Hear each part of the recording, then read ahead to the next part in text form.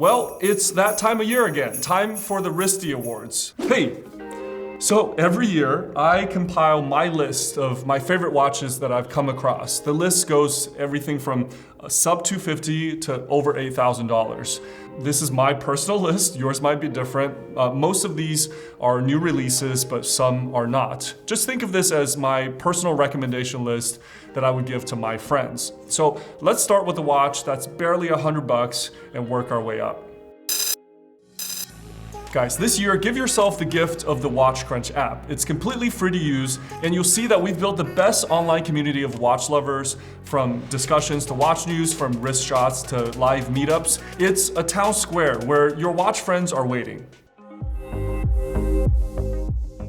One watch I've given over and over again as a gift has been the Seiko S and XS. Now, Seiko re-released this watch for like 3 times the price this year, but I still can't help but recommend the multi-decade-old watch. I mean, where else can you get Rolex OP vibes for $100?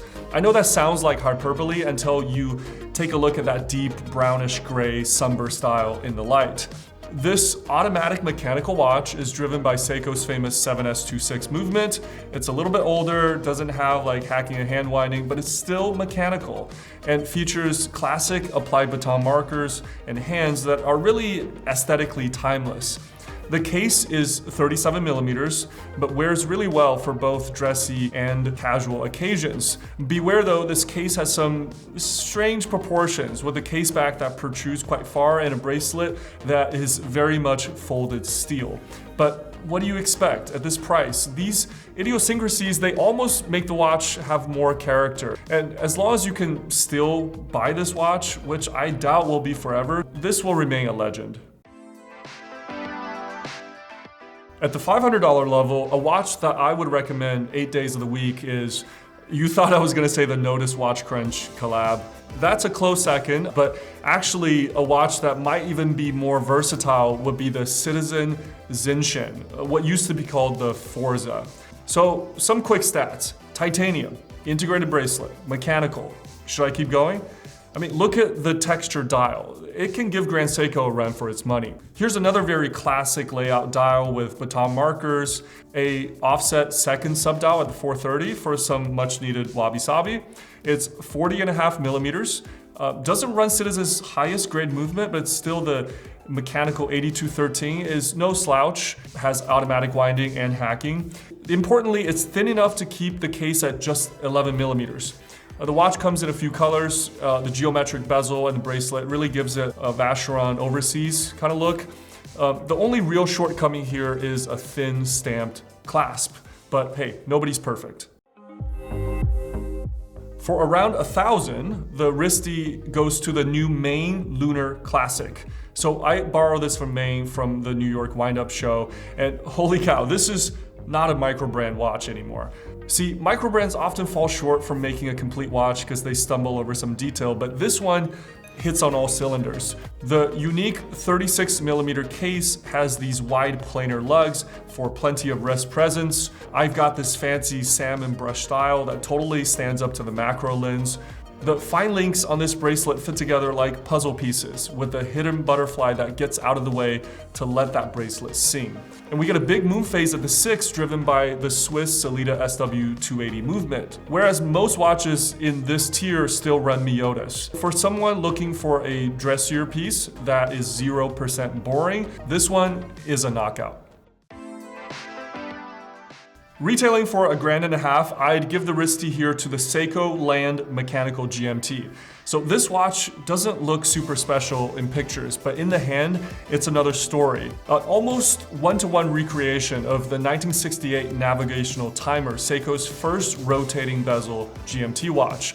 But here it's finished to a modern standard. If you're used to handling Seiko 5s, the Pro Specs line, I bet, will surprise you with their tight tolerances and just a sense of quality. The watch has this interesting combination of aesthetics with a dressy gray sunburst style, but a beefy cushion-shaped case topped with a big steel bezel. This masculine stance on the wrist is enhanced by an engineer-style bracelet featuring angular cut links. The watch runs the 6R54 movement. It's a more pedestrian collar type with the jumping GMT hand, but it still offers a solid 70 hours of power. So this was a surprisingly versatile watch for me, with plenty of Seiko heritage on the wrist. At the $3,000 level, we'd have to give the WRISTY to the independent brand Atelier Win, specifically the Perception. You sometimes have to pay 10 times that to get into a handcrafted guilloche dial like this, but the Chinese brand has been making waves with its value since inception. Recently, they released this titanium purple dial that's just a looker. The case is finished extremely sharply, especially considering titanium is not an easy metal to work with. It also wears like a very unique piece, being only 9.5 millimeters thin. The hand-engraved dial takes up to 8 hours to make by a craftsman, and the texture allows it to change in the light like a chameleon. The integrated bracelet is very reminiscent of the Vacheron 222, and even small details are considered, like the adjusting clasp using the logo as a trigger.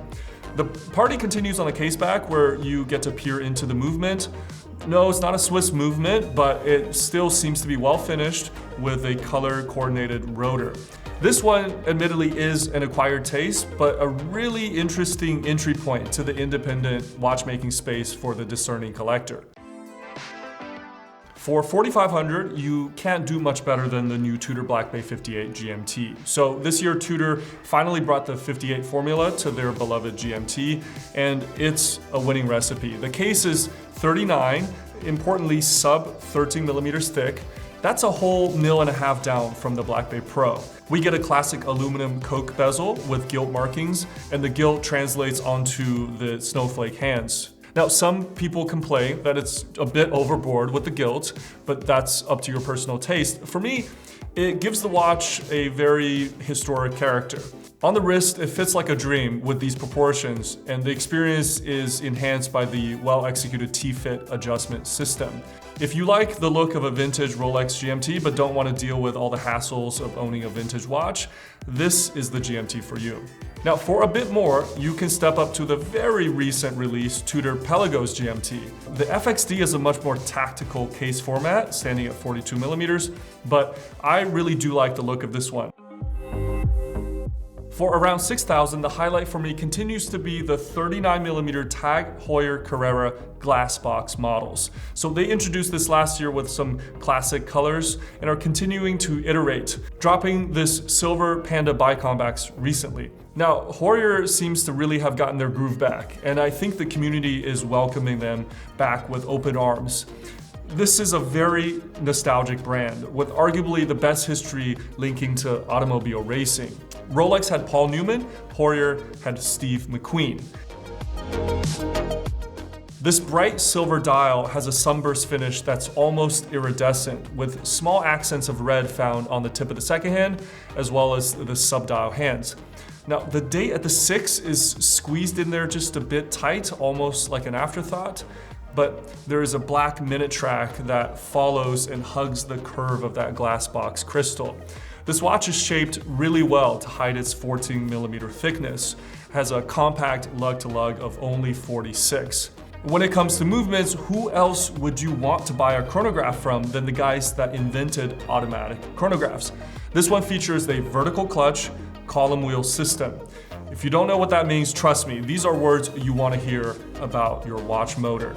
The best way to think about this new Carrera for me is that you're getting just as much design, history, and tech as a Rolex Daytona, but for a fraction of the price. So recently I've been worried that I was losing interest in the Speedmaster and I was no longer a Moonwatch fanboy. And that was until Omega released the first Omega in space, or I guess re-released it.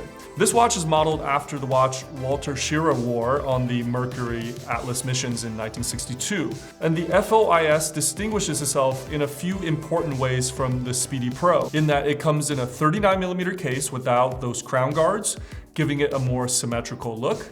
The hands are polished and alpha-shaped, trading some legibility for elegance. There is a heavy dose of fauxtina, and the bracelet features partially polished flat links for that very vintage look.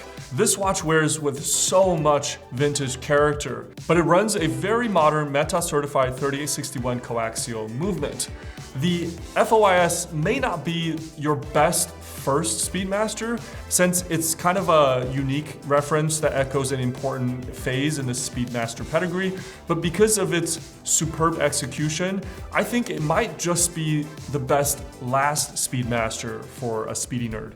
All right guys, that's my list for the end of 2024. Congrats to the winners of the WRISTY Award. Which one is on your radar? What would you guys substitute for any of these categories? If you want to see WRISTY winners from the past couple years, I'll link them here. Happy holidays. See you in 2025.